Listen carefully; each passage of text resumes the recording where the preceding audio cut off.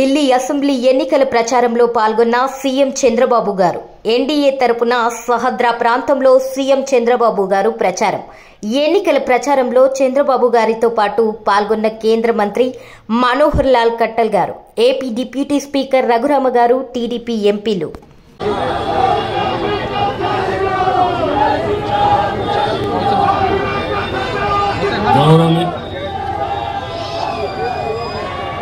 అందరికీ నమస్కారాలు.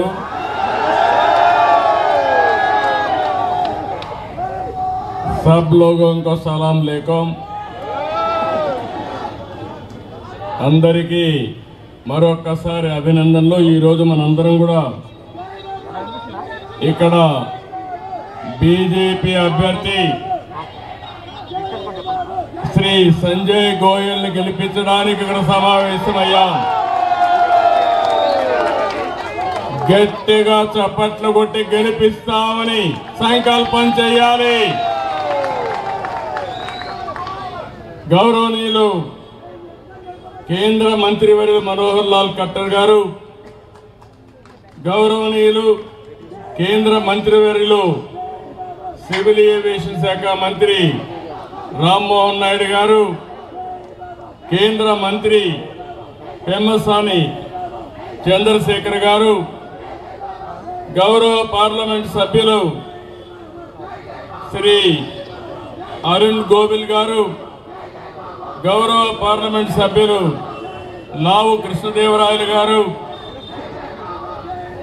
ఈరోజు ఇక్కడ సమావేశం ఫార్మర్ యూనియన్ మినిస్టర్ గౌరవనీయులు చంద్రశేఖర్ గారు, బీజేపీ స్టేట్ అధ్యక్షులు గౌరవనీయులు వీరేంద్ర సచ్దేవ్ గారు, vice president BJP Andhra Pradesh unit Vishnu Reddy గారు,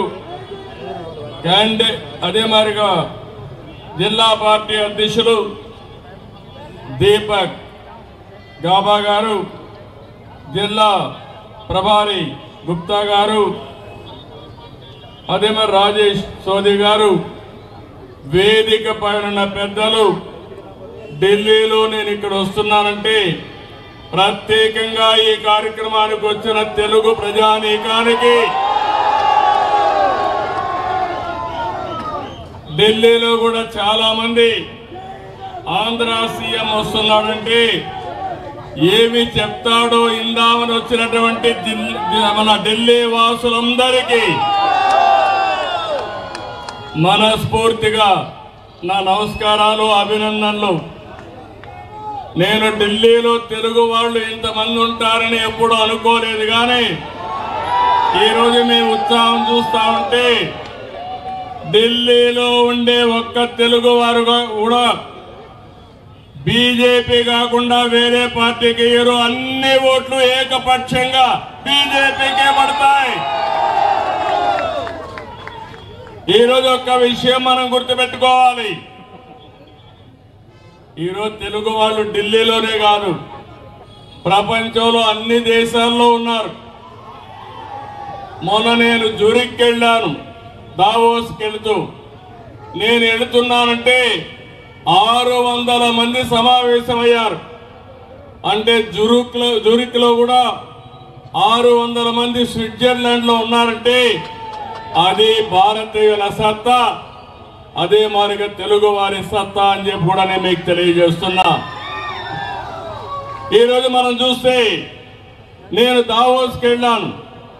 నేనే కాదు, మహారాష్ట్ర సీఎం, అదే మరి మిగిలిన తెలంగాణ సీఎం కానీ, అదే మరి కొంతమంది కేంద్ర మంత్రులు అందరం కలిసి అక్కడికి వెళ్ళాం. ఎక్కడికి పోయినా భారతదేశం పేరు మారుమోగింది.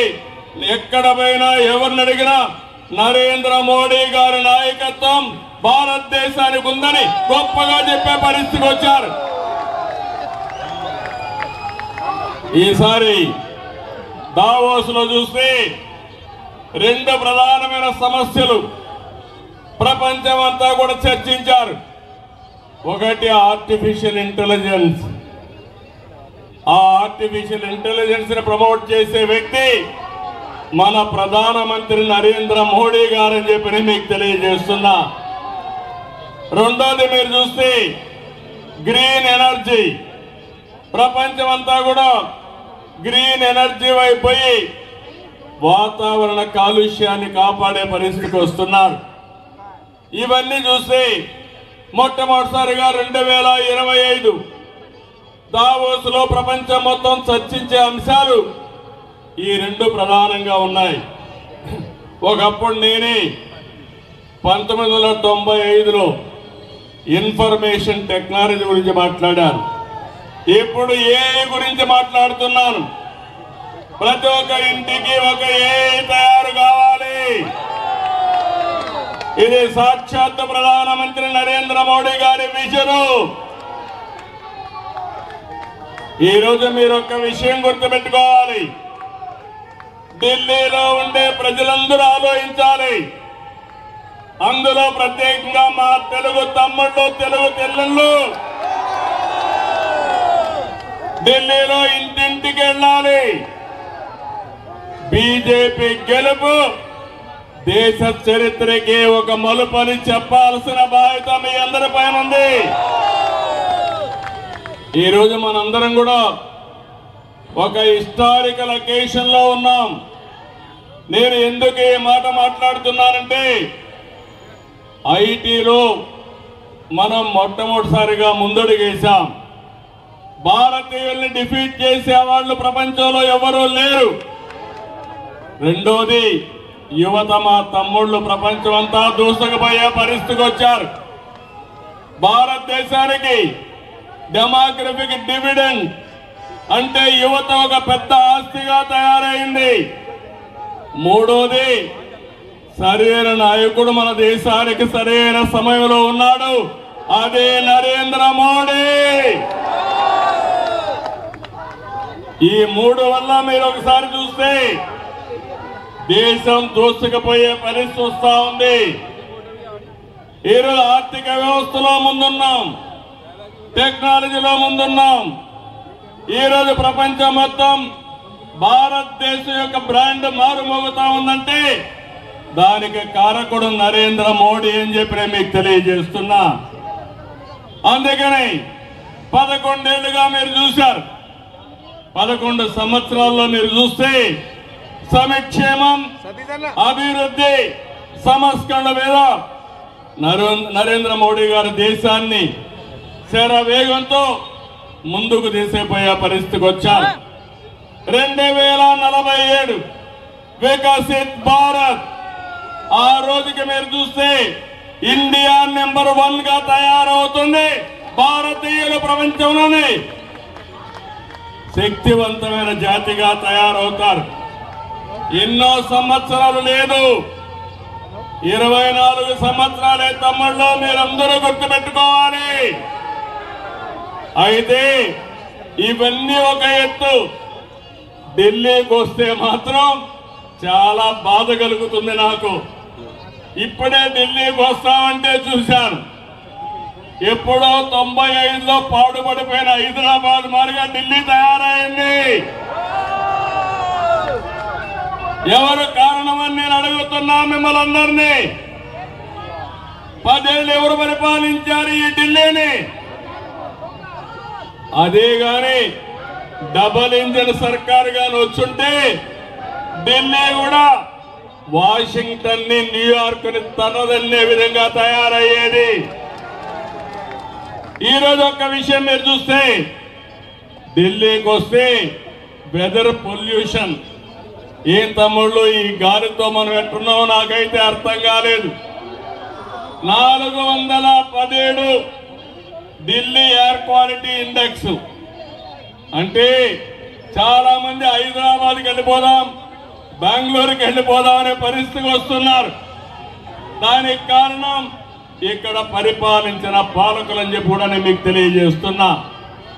ఒక పక్కన వెదర్ పొల్యూషన్, రెండో పక్కన పొలిటికల్ పొల్యూషన్ కూడా తయారైపోయింది ఢిల్లీలో. అవునా కాదా తమ్ముళ్ళు అని మిమ్మల్ని అడుగుతున్నా. ఈ రెండు కలిపి ఢిల్లీ కలుషితమైపోయింది. నేను అందుకనే మిమ్మల్ని అందరినీ ఒకటే కోరుతున్నా, అభివృద్ధి రాజకీయాలు, మంచి జీవన ప్రమాణాలు మీ జీవితాల్లో రావాలంటే మళ్ళీ మనమందరం కమలాన్ని గెలిపించుకోవాల్సిన అవసరం ఉంది. కమలంగాని గెలిస్తే ఢిల్లీ బాగుపడుతుందని చెప్పి కూడా నేను మీకు తెలియజేస్తున్నా. రాజధాని ఢిల్లీ, మనం గర్వపడే విధంగా రాజధాని ఉండాలి. ఎవరైనా సరే ఆలోచించేది మన ఇల్లు బాగుండాలి, మన దేశ రాజధాని బాగుండాలి, మన రాష్ట్ర రాజధాని బాగుండాలని కోరుకుంటాం. అలాంటి ఈ ప్లేస్ లో మళ్ళీ మనందరం ఊపిరి పీల్చుకోవాలంటే నరేంద్ర మోడీ గారు ఆక్సిజన్ మనకిస్తే తప్ప ఈ ఢిల్లీకి మోక్షం లేదని మరొక్కసారి ఢిల్లీ వాసులందరికీ విజ్ఞప్తి చేస్తున్నాను. అందుకే వికసిత్ భారత్ లో భాగంగా ఈరోజు మీరందరూ గుర్తుపెట్టుకోవాల్సింది, ఢిల్లీ అభివృద్ధి కావాలంటే మళ్ళీ బీజేపీ ఇక్కడ అధికారంలోకి రావాలి. నేను ఒకే ఒక విషయం మిమ్మల్ని అడుగుతున్నాను. భారతదేశానికి ప్రపంచం మొత్తం గుర్తింపు వచ్చింది, అందరూ కూడా ఆమోదించే పరిస్థితికి వచ్చారు. అలాంటి దేశానికి రాజధాని ఢిల్లీ సమస్యల వలయంలో చిక్కకపోయే పరిస్థితి, అభివృద్ధి కావడ దూరంలో ఉంది. నేను అడుగుతున్నా, 10 సంవత్సరాల్లో ఏం చేశారని అడిగితే మేము స్కూళ్లు పెట్టామన్నారు. బాగానే ఉంది. స్కూల్లో చదువుకున్న పిల్లలకు ఉద్యోగాలు వస్తున్నాయా తమ్ముళ్ళు అని మిమ్మల్ని అడుగుతున్నా. ఈ రోజు ఇక్కడ ఉద్యోగాలు రావు. నోయిడాలో ఉద్యోగాలు వస్తాయి, గుర్గాంలో ఉద్యోగాలు వస్తాయి, హైదరాబాద్కో బెంగళూరుకు వెళ్ళిపోవాల్సిన పరిస్థితి వస్తుంది. దీనికి కారణం ఇక్కడ పాలకులు అవునా కాదా మీరే ఆలోచించాల్సిందిగా మిమ్మల్ని కోరుతున్నా. రెండో విషయం మీరు చూస్తే మొహల్లా క్లినిక్లు పెట్టామన్నారు. కానీ ఈరోజు మనం ఆలోచిస్తే పెద్ద పెద్ద హాస్పిటల్ రాకుండా ఏదో మందులు ఇస్తున్నామని కాలయాపన చేసే పరిస్థితికి వచ్చారు. దేశమంతా స్వచ్ఛ భారత్ వైపు దూసుకెళ్తా ఉంది.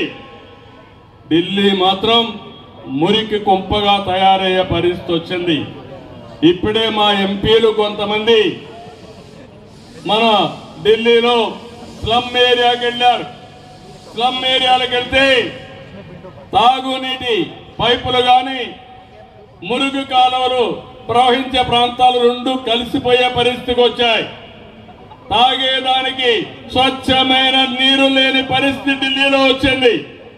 దీనికి కారకులు ఎవరని నేను అడుగుతున్నా. ఇవన్నీ కూడా చాలా సమస్యలు వచ్చే పరిస్థితికి వచ్చాయి. అందుకనే ఇంకొక పక్కన మీరు చూస్తే ఒకప్పుడు బీహార్ నుంచి చాలా మంది ఉపాధికి ఇక్కడికి వచ్చేవాళ్ళు. ఇప్పుడు బీహార్ నుంచి ఇక్కడికి రావడంలా నేరుగా సౌత్ ఇండియాకు వస్తున్నారు. దాని ఉద్దేశం అభివృద్ధి ఎక్కడ ఉంటే అక్కడికి మైగ్రేషన్ ఉంటుంది. అలాంటిది అభివృద్ధి పూర్తిగా ఆగిపోయే పరిస్థితి తీసుకొచ్చే పరిస్థితికి వచ్చారు. నేను ఇప్పుడే వస్తూ చూశాను, ఎలక్షన్ మేనిఫెస్టో చూశాను. ఎలక్షన్ మేనిఫెస్టో చూస్తే BJP one of the best election manifesto ఇచ్చారు. ఈ రోజు మీరు చూసినప్పుడు దగ్గర ప్రతి ఒక్క మహిళకి 2,500 రూపాయలు నెలకిస్తామని బీజేపీ చెప్తే ఆపైతే 2,100 రూపాయలే. 2 గ్యాస్ సిలిండర్లు ఫ్రీగా ఇచ్చి హోలీకి దీపావళికి 500 రూపాయలు ప్రతి సిలిండర్కు ఉచితంగా ఇస్తామని బీజేపీ చాలా స్పష్టంగా హామీ ఇచ్చారు. ఆయుష్మాన్ భారత్ లో 5 లక్షల రూపాయలు ఆరోగ్యం కోసం ఉచితంగా డబ్బులు ఇస్తున్నారు. ఇది కాకుండా పేదవాళ్ళకి మరో 5 లక్షలు ఇవ్వడానికి ముందుకు పోయారు. అదే ఆపం చూస్తే సంజీవని యోజన కింద ఫ్రీ మెడిసిన్స్ ఇస్తున్నారు తప్ప దానికంటే ఇంకోటి లేదు. ఇంకో పక్కన చూస్తే పెన్షన్లన్నీ కూడా సీనియర్ సిటిజన్లకి 2,500 రూపాయల వరకు ఇస్తున్నారు. అదే మరి వితంతువులకి, అదే మరిగా దివ్యాంగులకి 2,500 నుంచి 3,000 రూపాయలు ఇస్తున్నారు. వీళ్ళని చూస్తే ఎవరైతే రిలీజియస్ ప్రీస్ట్ ఉన్నారో వాళ్ళకు మాత్రం ఇచ్చే పరిస్థితికి వచ్చారు. ఎవరైతే గర్భిణీ స్త్రీలకి దగ్గర దగ్గర 6 న్యూట్రిషన్ ప్రోడక్ట్స్ కింద 21,000 ఇస్తున్నారు. కేజీ నుంచి పీజీ వరకు ఉచిత విద్య ఇస్తే మాత్రం విదేశీ విద్య ఇస్తా అన్నారు. ఈరోజు ఇచ్చే మంచినీళ్ళు కానీ కరెంటు కానీ బీజేపీ కూడా ఉచితంగా ఇస్తామని చెప్పి చాలా స్పష్టంగా హామీ ఇచ్చారు. ఇవి కాకుండా గరీబ్ కళ్యాణ్ అన్న యోజన కింద 5 కేజీల రైస్ కూడా బీజేపీ ఉచితంగా ఇచ్చే పరిస్థితి వచ్చింది. నేను ఇక్కడ ఒకే విషయం చెప్తున్నాను. ఈరోజు ఢిల్లీ చూస్తే ప్రతి ఒక్కరూ విమర్శించే పరిస్థితికి వచ్చారు. తాగునీరు అందించడంలో ఆ పార్టీ పూర్తిగా విఫలమైంది. ప్రధానమంత్రి గారు అమృత్ కింద ఇంటింటికి స్వచ్ఛమైన నీళ్లు కొళాయి ద్వారా ఇవ్వాలని సంకల్పించారు. 45% అందులో సబ్సిడీ కూడా ఇస్తున్నాడు. కానీ కేంద్రం సబ్సిడీ ఇస్తే దాన్ని అమలు చేయలేని అసమర్థ ప్రభుత్వం ఈ ఢిల్లీలో ఉందని చెప్పి కూడా నేను మీకు తెలియజేస్తున్నా. రాజధాని దుర్గంధ చరిత్రంగా మారింది. దీనికి కారణం ఎవరని నేను అడుగుతున్నాను. అదే గాని బీజేపీ ఉంటే నరేంద్ర మోడీ గారి నాయకత్వంలో స్వచ్ఛ భారత్ లో భాగంగా ఢిల్లీ స్వచ్ఛంగా తయారవుతుంది, పరిశుభ్రంగా ఉంటుంది. యమునా నది శుద్ధి చేస్తారని ప్రగల్భాలు పలుకుతున్నారు. నేను అడుగుతున్న 10 ఏళ్ళు అయింది. 10 ఏళ్లలో శుద్ధి చేయనాడు మీరు చేయగలుగుతారా అని మిమ్మల్ని అడుగుతున్నాను. తమ్ముళ్ళు మీరే చెప్పాలి. గంగా నది ప్రక్షాళన జరుగుతా ఉంది. మళ్ళీ యమునా ప్రక్షాళన జరగాలంటే అది నరేంద్ర మోడీ గారికే సాధ్యం. ఎక్కడ అభివృద్ధి లేదు, రోడ్లు లేవు, మౌలిక సదుపాయాలు లేవు. ఎయిర్ పొల్యూషన్ అయితే నేను కూడా మళ్ళా ఎప్పుడెప్పుడు వెళ్ళిపోవాలని చూసే పరిస్థితికి వస్తున్నాం. దేశంలో ఉండే ఎంపీలంతా ఇక్కడున్నారు. అలాంటి ఎంపీలుండే ఈ ప్రాంతంలో ఇలాంటి భయంకరమైన పరిస్థితులుంటే ఏ విధంగా భరిస్తామో మీరే ఆలోచించాలి. నేను ఒకటే ఈ సమావేశంలో కోరుతున్నాను. రాజకీయాలంటే అధికారం కోసం కాదు, ప్రజాసేవ కోసం. రాజకీయాల ద్వారా మీ జీవితాలు బాగు చేసే వ్యవస్థ రావాలి. అయారాం గయారాములు కాదు, ప్యాలెస్లు కట్టుకునే వాళ్ళు కాదు, ప్రజలకు చిత్తశుద్ధిగా సేవ చేసే వాళ్ళు కావాలి. కానీ ప్యాలెస్లు కట్టుకొని విలాసవంతమైన జీవితాలు నివసించే వాళ్ళు కాదని మీకు తెలియజేస్తున్నా.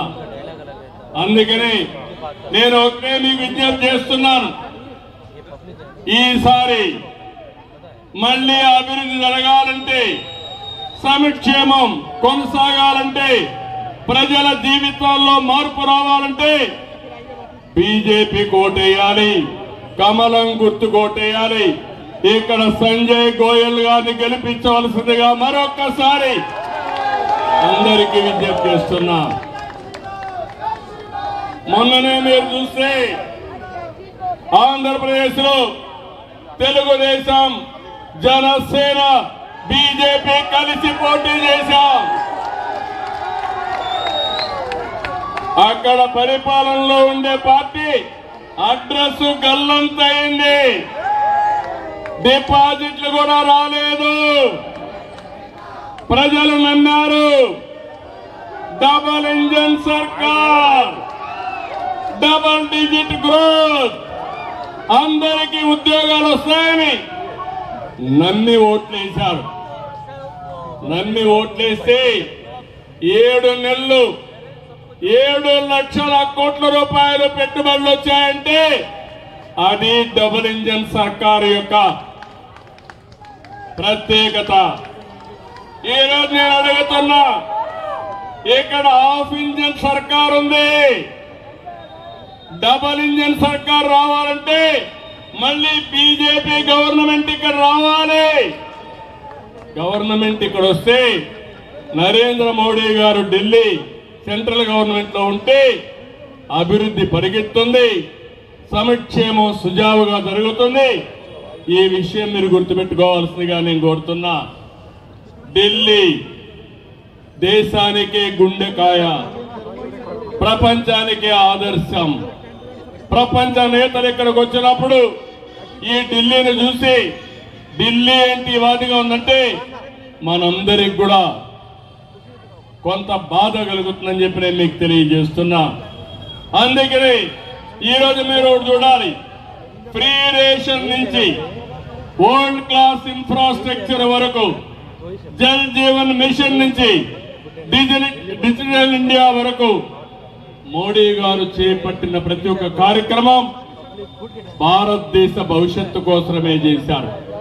స్కిల్ ఇండియా గాని, మేక్ ఇన్ ఇండియా గాని, ఎంఎస్ఎంఈలు గాని నిన్న ఇచ్చిన బడ్జెట్ లో జల్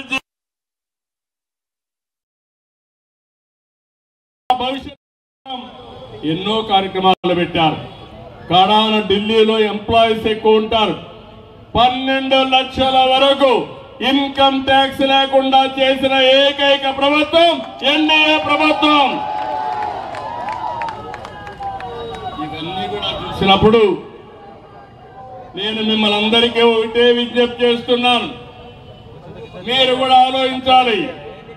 ఢిల్లీ అంటే బాగా చదువుకున్న వాళ్ళు ఉంటారు. మీరు కూడా అందరికీ చెప్పాలి, 11 ఏళ్ల ఎన్డీఏ ప్రభుత్వం ఆ రోజు మీరు చూస్తే 11వ స్థానంలో ఉండి ఈరోజు 5వ స్థానంలో ఆర్థికంగా ముందుకు వచ్చాం. అదే మాదిరిగా 2029కి 3వ స్థానానికి వస్తాం. అదేవిధంగా 2047కి నెంబర్ 1 గాని నెంబర్ 2 గాని అవుతాం.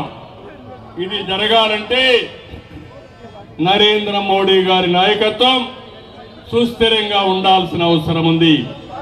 ఢిల్లీలో మీరందరూ కూడా ఆయన నాయకత్వాన్ని బలపరిచే విధంగా ఇక్కడ బీజేపీ పార్టీని గెలిపించవలసిందిగా మిమ్మల్ని అందరినీ కోరుతున్నా.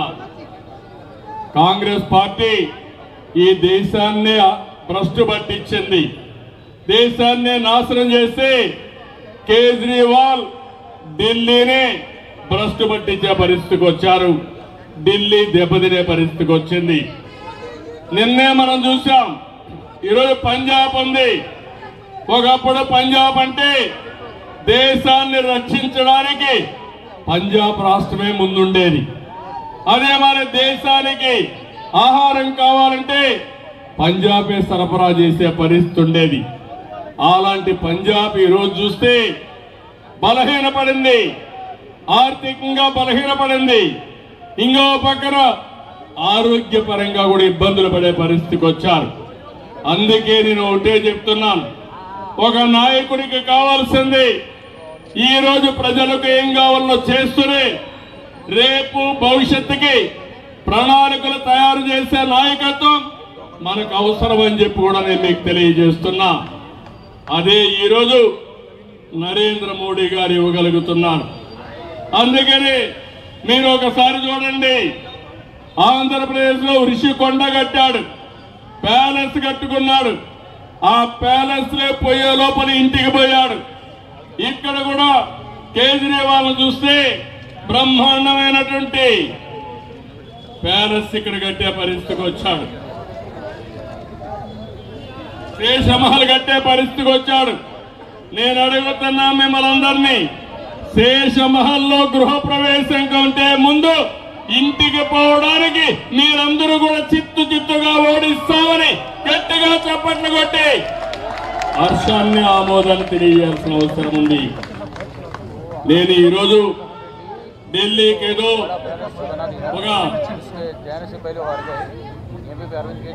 ఒక పార్టీని గెలిపించడానికే కాకుండా ఈరోజు నేను ఆలోచించండి, దేశ భవిష్యత్తు కోసం ఏ పార్టీ గెలిస్తే ఈ దేశం బాగుపడుతుందో ఆలోచించే విధంగా మీకు చెప్పడానికి వచ్చాం.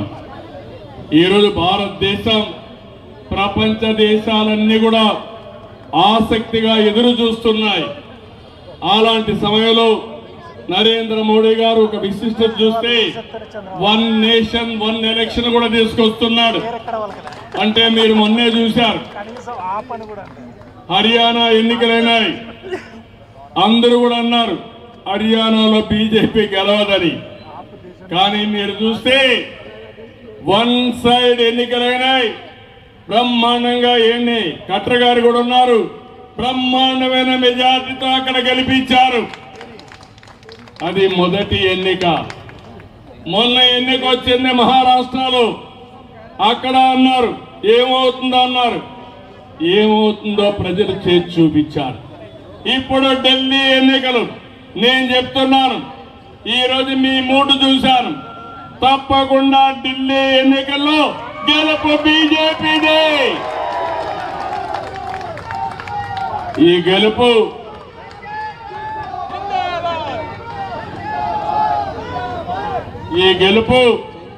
దేశ ప్రజల గెలుపు కావాల్సిన అవసరం ఉంది. ఈరోజు ఒక్క విషయం మనందరం కూడా కేంద్రం బడ్జెట్ చూశారు. అత్యంత కీలకమైన వ్యవసాయానికి, నీటిపారుదల శాఖకి, గ్రామీణ అభివృద్ధికి, పారిశ్రామిక అభివృద్ధికి, ఆరోగ్య రంగాలకు ప్రాధాన్యత ఇచ్చారు. ఇలాంటి అనేక కార్యక్రమాలు చేసినప్పుడు ఈరోజు మనందరం కూడా గుర్తుపెట్టుకోవాల్సింది, రాబోయే రోజుల్లో ఇంకా సమర్థవంతంగా ముందుకు పోవాల్సిన అవసరం ఉంది. చాలా రోజుల తర్వాత భారతదేశానికి ఒకప్పుడు మీరు చూస్తే సర్దార్ వల్లభాయ్ పటేల్ చూశాం. ఆ రోజు కూడా కొంతమంది దేశంలో మేము విడిపోతాం, ప్రత్యేక దేశంగా ఉంటామని ఉక్కు సంకల్పంతో దేశాన్ని ఒకటి చేసిన వ్యక్తి సర్దార్ వల్లభాయ్ పటేల్ గారని చెప్పి కూడా నేను మీకు తెలియజేస్తున్నా. ఈరోజు అలాంటి స్ట్రాంగ్ లీడర్ నరేంద్ర మోడీ గారు. ఈరోజు ఆయన ఒక టీమ్ ఇండియాగా అందరినీ కలిపి భారతదేశాన్ని ప్రపంచంలోనే నెంబర్ 1 దేశంగా చేయాలని ఉక్కు సంకల్పంతో ముందుకెళ్తున్నారు.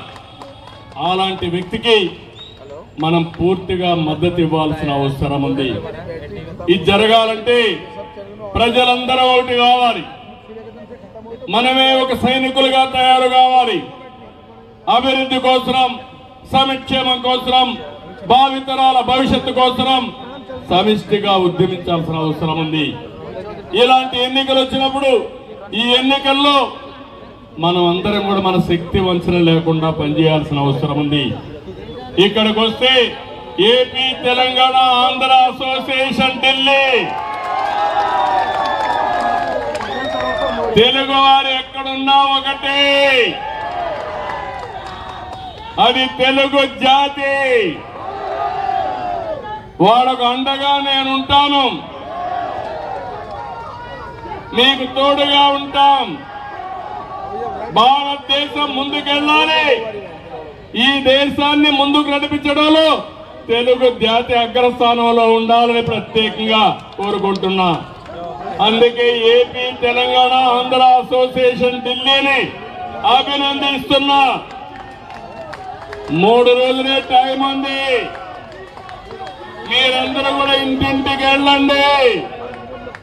ఈరోజు అభివృద్ధికి మారు పేరు తెలుగు జాతి. మీరందరూ కూడా అందరికీ చెప్పి, I'm requesting citizens of Delhi, I came here not only appealing Telugu community, I wanted to appeal all communities in the country, all citizens in this country. This is a great nation. We are in an inspiring time. I am telling you, all of you, Narendra Modi for the last 11 years He promoted India all over the world. He made India is a strong brand. Earlier I used to go so many countries. I had an experience in this country. I was in politics for the last 45 years. I know all those things. But at the same time,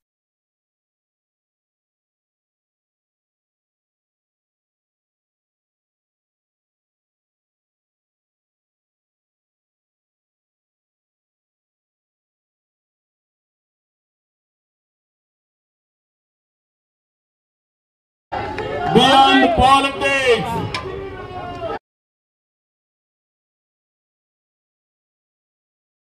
everybody has to think about the nation building.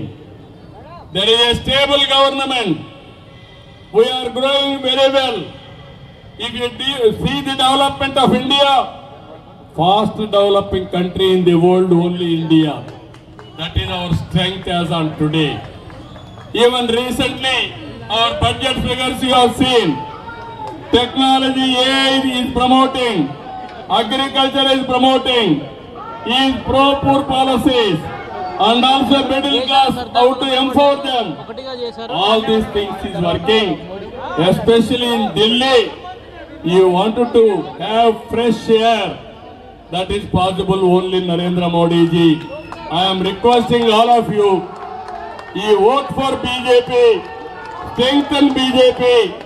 Here Sanjay Goyal is here. All of you have to vote for Sanjay Goyal. Make him to win.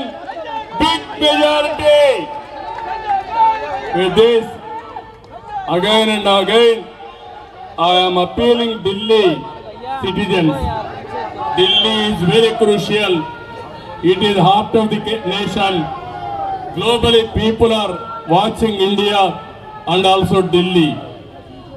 Because of capital, we have to be proud of developing Delhi, one of the most beautiful, most livable city that is possible only through Narendra Modi.